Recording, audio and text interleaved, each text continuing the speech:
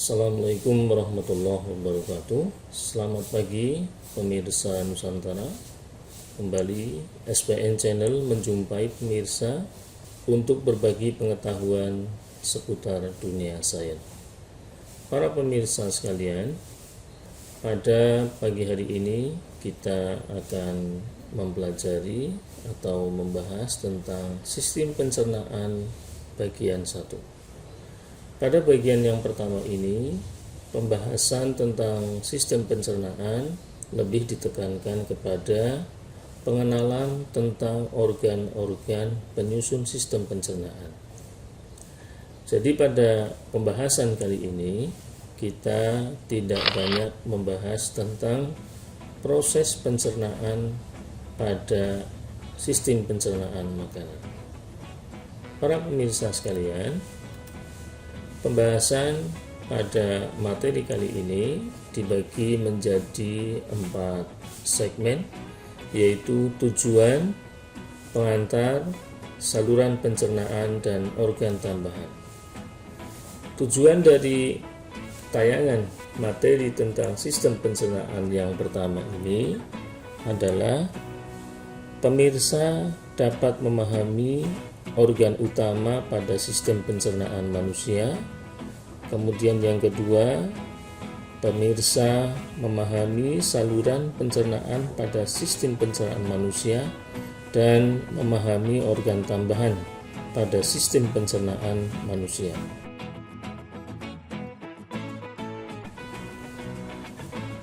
Para pemirsa sekalian, sistem pencernaan manusia memiliki organ utama yang terdiri dari saluran pencernaan dan organ tambahan.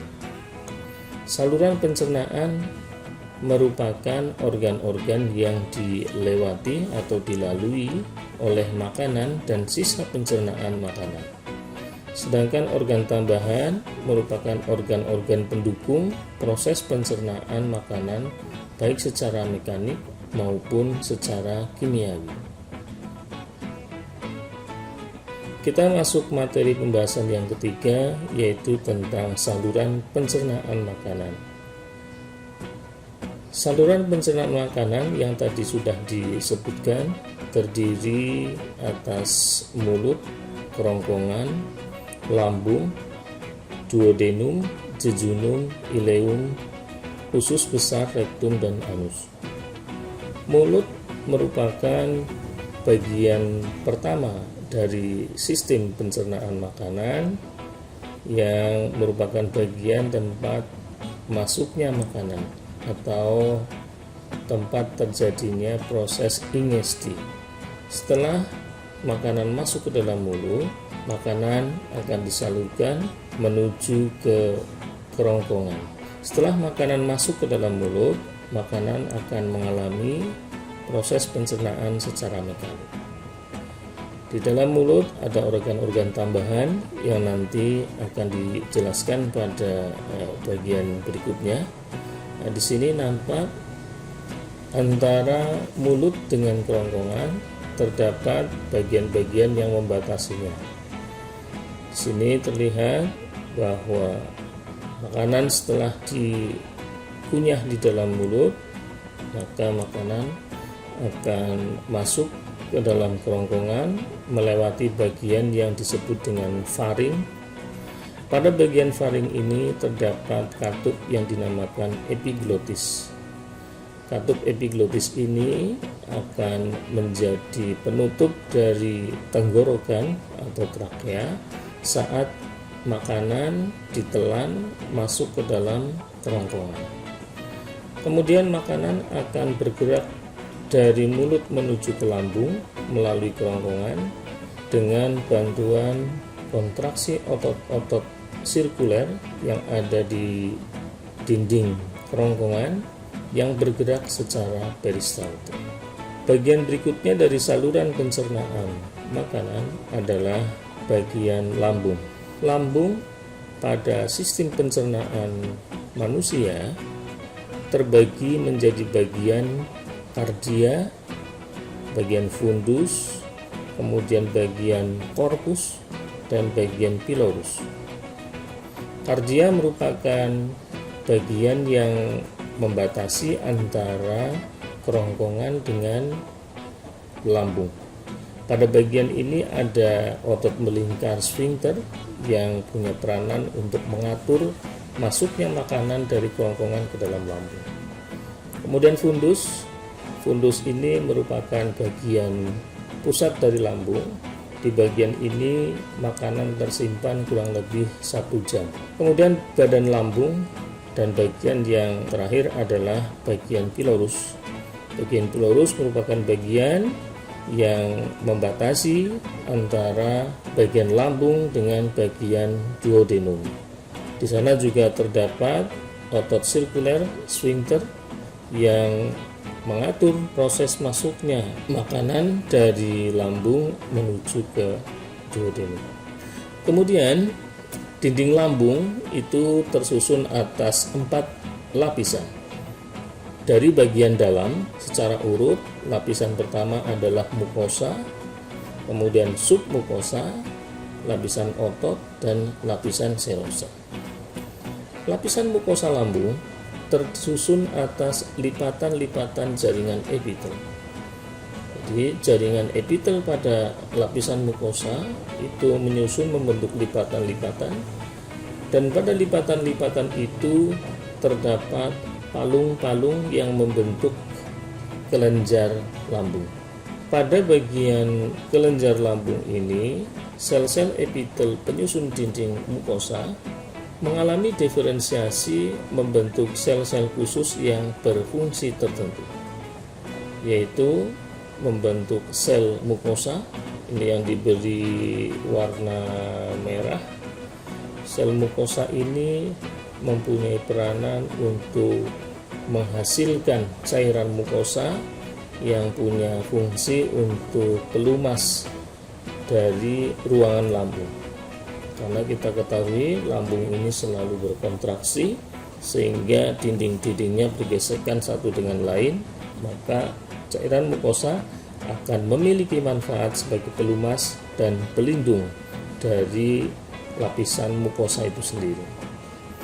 Kemudian sel yang kedua adalah sel utama. Sel utama ini yang warnanya merah muda, fungsinya adalah sebagai sel-sel penghasil pepsinogen. Pepsinogen merupakan proenzim yang nanti akan diaktifkan menjadi enzim pepsin. Kemudian sel parietal. Sel parietal merupakan sel-sel pada kelenjar lambung yang menghasilkan asam klorida. Asam klorida, kemudian pepsinogen dan cairan mukosa bercampur membentuk getah lambung yang nanti akan dikeluarkan melalui palung-palung dari dinding lapisan mukosa ini. Kemudian lapisan yang kedua di bawah lapisan mukosa adalah lapisan submukosa.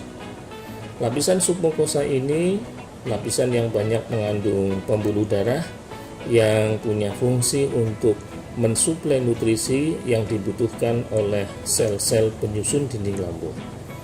Kemudian lapisan berikutnya adalah lapisan otot penyusun lambung, adalah jenisnya otot polos yang tersusun secara memanjang, melingkar, dan menyerong. Susunan otot yang memanjang, melingkar, dan menyerong ini memungkinkan otot-otot pada lambung berkontraksi menghasilkan gerak peristaltik yang sangat bervariasi, sehingga sangat mendukung lambung untuk melakukan pencernaan secara mekanik, di samping pencernaan secara kimiawi yang dibantu oleh getah lambung. Bagian berikutnya dari saluran pencernaan makanan adalah usus halus. Usus halus dibedakan menjadi 3, yaitu duodenum, jejunum, dan ileum. Secara makroskopis, ketika Tiga bagian usus halus ini sulit dibedakan karena bentuknya hampir sama, tetapi secara histologis ketiganya memiliki perbedaan. Histologi adalah cabang ilmu biologi yang mempelajari jaringan-jaringan penyusun organ. Nah, jadi secara histologi, duodenum, jejunum, dan ileum dapat dibedakan. Bagian pertama yaitu duodenum. Duodenum merupakan bagian awal dari usus halus yang ukurannya pendek, kurang lebih sekitar 1/4 meter atau 25 cm. Getah pencernaan yang bekerja pada bagian duodenum ini diantaranya adalah getah-getah pencernaan yang asalnya dari pankreas dan kantong empedu. Keluarnya getah pankreas dan cairan empedu sangat dipengaruhi oleh hormon yang dihasilkan oleh duodenum, yaitu hormon skretin dan hormon kolesistokinin. Adapun beberapa enzim yang bekerja di dalam duodenum diantaranya adalah enterokinase, erepsin, amilase, lipase, tripsinogen, kimotripsinogen, kemudian natrium bikarbonat, prokarboksi peptidase, dan nuklease, serta enzim-enzim lain yang sama yang ditemukan pada bagian usus kosong. Para pemirsa sekalian, bagian berikutnya dari usus halus adalah jejunum. Jejunum merupakan usus kosong, bagian dari usus halus yang paling panjang. Pada orang dewasa, usus halus panjangnya sekitar 8/4 meter. 1/4 meter merupakan duodenum dan 1 meter merupakan ileum. Bagian terpanjang dari usus halus adalah usus kosong atau jejunum, yaitu sekitar 7 meter. Usus kosong dan usus penyerapan digantungkan di dalam rongga perut oleh mesenterium. Mesenterium merupakan selaput yang berkembang sejak masa embrio yang fungsinya untuk mengikat atau meletakkan organ-organ di dalam rongga tubuh sehingga tetap pada tempatnya. Lapisan-lapisan pada dinding usus halus hampir sama dengan lapisan-lapisan pada dinding lambung, yaitu terdiri dari lapisan mukosa, submukosa, lapisan otot, dan lapisan serosa. Pada permukaan dalam usus kosong merupakan membran mukosa yang membentuk jonjot usus. Jonjot usus atau villi punya manfaat untuk memperluas permukaan dari usus. Nah, jenis enzim yang bekerja di dalam jejunum diantaranya adalah enterokinase, erepsin, laktase, maltase, sukrase, lipase, amilase, karboksipeptidase, aminopeptidase, nukleosidase, dan fosfatase. Para pemirsa sekalian, jejunum ini merupakan bagian akhir dari proses digesti sebelum makanan akan mengalami proses absorpsi di bagian usus penyerapan.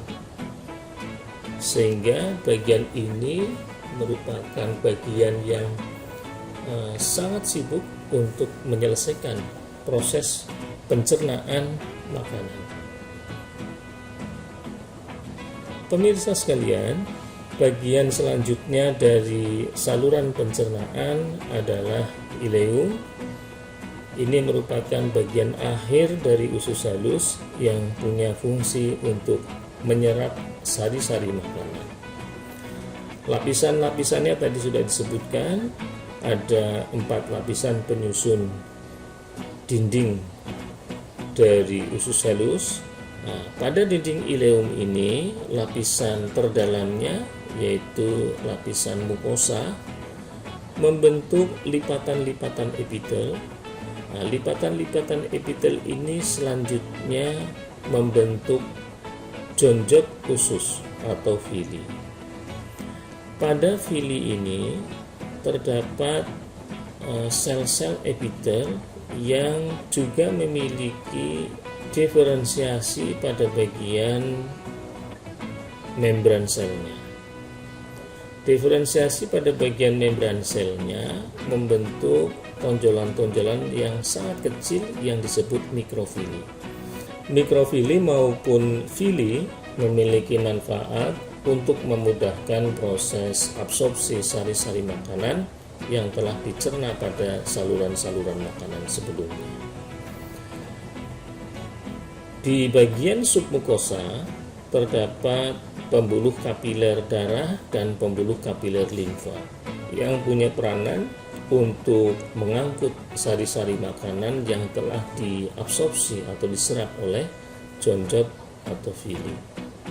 Para pemirsa sekalian, setelah makanan mengalami proses pencernaan dan penyerapan atau absorpsi, selanjutnya sisa pencernaan makanan akan masuk ke saluran pencernaan yang berikutnya, yaitu usus besar.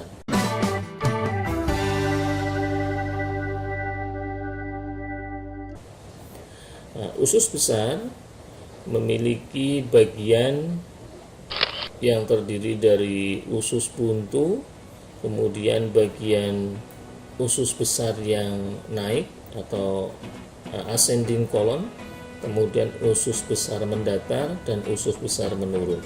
Sisa pencernaan makanan yang berada di dalam usus besar ini selanjutnya akan dikeluarkan dari tubuh setelah melewati rektum dan anus. Nah, pada bagian awal dari usus besar, yaitu di bagian usus buntu, terdapat bagian tambahan yang dinamakan dengan appendix atau umbai cacing. Di bagian ini banyak ditemukan jaringan yang berfungsi untuk menghasilkan sel-sel darah putih, sehingga diperkirakan jaringan appendix ini punya peranan dalam sistem pertahanan tubuh, khususnya di dalam sistem pencernaan ini untuk membunuh penyakit.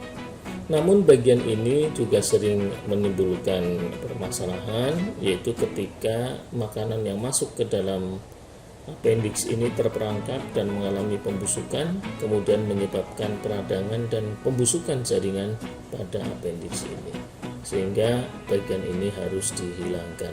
Inilah yang dinamakan dengan operasi usus buntu untuk menghilangkan bagian appendix ini. Jadi appendix ini sebenarnya bagian kecil dari usus buntu. Pada operasi usus buntu, bukan bagian usus buntu ini yang dibuang, tetapi hanya sebagian kecil, yaitu bagian appendixnya. Para pemirsa sekalian, itulah bagian-bagian organ yang menyusun saluran pencernaan makanan, mulai dari bagian mulut, kerongkongan, lambung, usus halus yang terdiri dari 3 bagian, kemudian usus besar, rektum, dan anus. Pemirsa sekalian, selanjutnya kita akan bahas tentang organ tambahan pada sistem pencernaan makanan. Organ tambahan pada sistem pencernaan makanan merupakan organ-organ yang mendukung proses pencernaan makanan baik secara kimiawi maupun secara mekanik. Namun bagian-bagian itu merupakan bagian yang tidak dilewati oleh makanan pada saat mengalami proses pencernaan. Bagian pertama dari organ tambahan itu adalah bagian-bagian yang ditemukan pada saluran mulut. Bagian itu antara lain adalah gigi, lidah, dan kelenjar ludah. Kelenjar ludah pada bagian mulut terdapat ada 3 pasang, dan yang terbesar adalah kelenjar parotis. Kemudian yang kedua adalah sepasang kelenjar sublingualis yang letaknya di bawah lidah dan sepasang kelenjar submandibularis yang letaknya di bawah rahang bawah. Ketiga pasang kelenjar ludah ini fungsinya adalah menghasilkan air ludah yang mengandung amilase atau ptyalin, kemudian garam, albumin, dan imunoglobulin. Secara kimiawi, kelenjar ludah memiliki pH sedikit netral, yaitu antara 6,8 hingga 7. Fungsi ludah bagi proses pencernaan makanan antara lain melindungi selaput rongga mulut dari kondisi panas, dingin, asam dan basa, kemudian melarutkan zat makanan, mencerna amilum dan glikogen menjadi komponen polisakarida yang lebih kecil, kemudian yang keempat membentuk bolus sehingga makanan mudah ditelan. Kemudian organ tambahan yang kedua yang ditemukan di dalam rongga mulut adalah gigi. Gigi merupakan bagian pada mulut yang secara anatomi tersusun dari dentin, yaitu tulang gigi, kemudian bagian luar dari dentin yang mengarah ke rongga mulut itu dilindungi oleh lapisan enamel atau email yang sangat keras. Bagian gigi yang tertanam di dalam tulang rahang ini dinamakan akar gigi, dan bagian yang terlihat di rongga mulut itu disebut dengan mahkota gigi. Di dalam dentin terdapat rongga gigi yang mengandung saraf dan pembuluh darah. Maka di sini penting untuk menjaga kesehatan gigi. Jangan sampai gigi itu rusak, mengalami lubang yang menembus ke rongga gigi. Karena apabila itu terjadi akan menyebabkan rasa sakit yang luar biasa ketika kita mengunyah makanan. Karena zat kimia yang ada di dalam makanan akan masuk melalui lubang gigi dan menyentuh saraf-saraf yang ada di rongga gigi. Itulah yang menyebabkan rasa sakit yang luar biasa. Gigi pada orang dewasa jumlahnya ada 32 buah yang terdiri dari 8 gigi seri, yaitu 4 gigi seri di rahang atas dan 4 gigi seri di rahang bawah. Kemudian 4 gigi taring, 8 gigi geraham depan, dan 12 gigi geraham belakang. Nah, masing-masing gigi ini memiliki fungsi yang berbeda pada saat digunakan untuk melakukan pencernaan secara mekanik di dalam rongga mulut. Gigi seri punya fungsi untuk memotong makanan.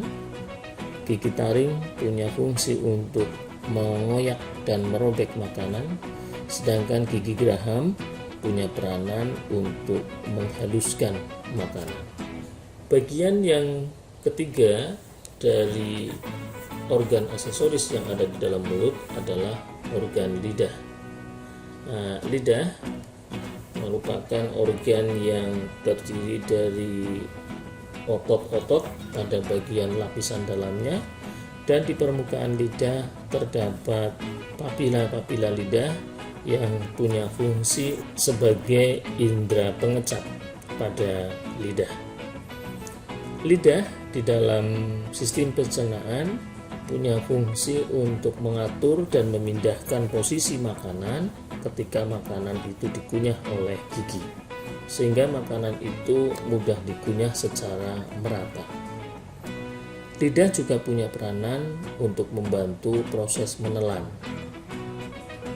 Nah, sebagai indera pengecap, lidah mampu mendeteksi ada 5 rasa yang ada pada makanan, yaitu rasa manis, asin, asam, pahit, dan umami atau rasa gurih. Dulu sering dijelaskan ada pemetaan tentang sensitivitas lidah terhadap berbagai rasa. Misalkan di bagian ujungnya ini disebut peka terhadap rasa manis, berikutnya di belakang pinggir ini peka terhadap rasa asin, kemudian di belakangnya rasa asam, dan di bagian belakang ini peka terhadap rasa pahit. Nah, berdasarkan penelitian terakhir, sebenarnya peta-peta itu tidaklah benar, karena hampir semua bagian lidah ini mampu merasakan kelima rasa yang ada pada makanan. Hanya memang ditemukan bagian tepi lidah memiliki kepekaan yang lebih tinggi terhadap 5 rasa tersebut, dan bagian belakang merupakan bagian yang paling peka terhadap rasa pahit. Itu tentang lidah. Berikutnya, organ tambahan pada sistem pencernaan adalah bagian pankreas, organ hati, dan kantung empedu.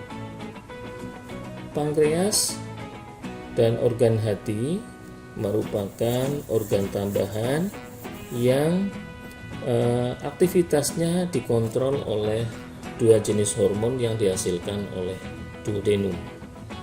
Jadi duodenum ini menghasilkan hormon skretin dan hormon kolesistokinin. Hormon ini merangsang pengeluaran getah-getah pankreas maupun merangsang pengeluaran cairan empedu yang ada di dalam kantong empedu. Getah pankreas yang dikeluarkan menuju ke ruang duodenum diantaranya adalah amilase, lipase, tripsinogen, kimotripsinogen, natrium bikarbonat, prokarboksipeptidase, dan nuklease. Ketujuh macam zat ini bercampur menjadi satu dan dikeluarkan ke dalam usus 12 jari sebagai getah pankreas. Kemudian cairan empedu yang ada di dalam kantong empedu juga disalurkan melalui saluran khusus menuju ke duodenum. Para pemirsa sekalian, itulah organ tambahan yang ditemukan pada sistem pencernaan manusia. Jadi organ-organ pada sistem pencernaan manusia itu terdiri dari saluran pencernaan dan organ tambahan. Saluran pencernaan itu merupakan saluran yang dilalui oleh makanan maupun sisa pencernaan makanan, sedangkan organ tambahan adalah organ-organ yang tidak dilalui oleh makanan maupun sisa pencernaan makanan, tetapi organ-organ ini sangat penting bagi kelancaran sistem pencernaan makanan. Itulah pemirsa sekalian pembahasan kita tentang sistem pencernaan bagian yang pertama yang khusus membahas tentang organ-organ penyusun sistem pencernaan makanan. Kurang lebihnya mohon maaf, kita akhiri tayangan pada video kali ini. Wassalamualaikum warahmatullahi wabarakatuh.